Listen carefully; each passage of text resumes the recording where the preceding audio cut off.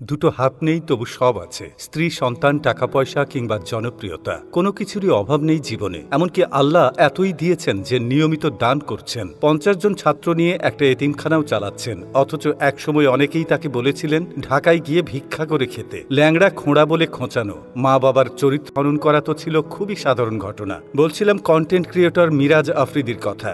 তো প্রিয় দর্শক, আপনারা কোথায় থেকে এই ভিডিওটা দেখছেন আমাদের কমেন্ট করে জানিয়ে দিন। আমরা পরবর্তী ভিডিওতে আপনাদের ধন্যবাদ জানাতে ভুলব না। দুটো পা দিয়েই যিনি লিখে ফেলেছেন নিজের ভাগ্য, পরিশ্রম আর হার না মানা মানসিকতা দিয়ে যাপন করছেন এমন এক জীবন যা দুই হাত থাকা অনেক মানুষের জন্যও স্বপ্ন মাত্র।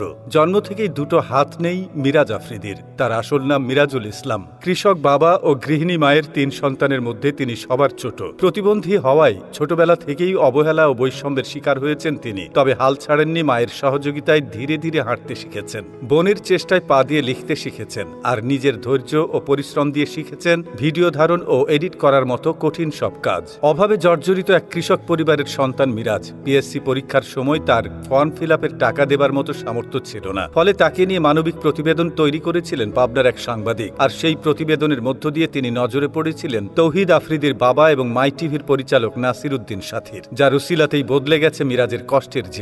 পিএসসির পর থেকে তৌহিদ আফ্রিদির বাবার সহায়তায় পড়াশোনা চালিয়ে যেতে থাকেন মিরাজ। ক্লাস 9-এ ওঠার পর শুরু করেন ইউটিউব ও ফেসবুক চালানো। এক পর্যায়ে নিজেই একটা মোবাইল কেনার আবদার করে বসেন। তখন তার মা ছাগল বিক্রি করে মাত্র 3800 টাকায় তাকে একটা মোবাইল কিনে দেন। এই মোবাইল দিয়ে তিনি নাম লেখান কন্টেন্ট ক্রিয়েশনে। ভিডিওতে তুলে ধরেন দৈনন্দিন নানা জিনিসপত্র, কিন্তু তাতে খুব একটা ভিউজ হয় না। তখন তৌহিদ আফ্রিদির বাবা মিরাজকে ফোন করে বলেন তার ছেলের সাথে একটা ভিডিও বানাতে। আর এই ভিডিওর পরে তিনি পৌঁছে যান লাখো মানুষের কাছে। পরে ভাবির থেকে বুদ্ধি নিয়ে শুরু করেন পা দিয়ে খাওয়া এবং রান্না করার ভিডিও দেওয়া, যা দেখতে হুমড়ি খেয়ে পড়েন লক্ষ কোটি দর্শক। পরিচিতি পাবার পর অনেকেই মিরাজকে মেসেজ করা শুরু করেন। আর এরই ধারাবাহিকতায় একদিন তার পরিচয় হয় স্ত্রী সুমাইয়ার সাথে। সুমাইয়া তাকে বলেন অনুমতি পেলে তিনি 2টি হাত হয়ে চিরকাল মিরাজের সাথে থাকতে চান। এমন প্রস্তাব দেখে রীতিমতো চমকে যান এই কন্টেন্ট ক্রিয়েটর। পরিবারের অনুমতিতে বসেন বিয়ের পিঁড়িতে।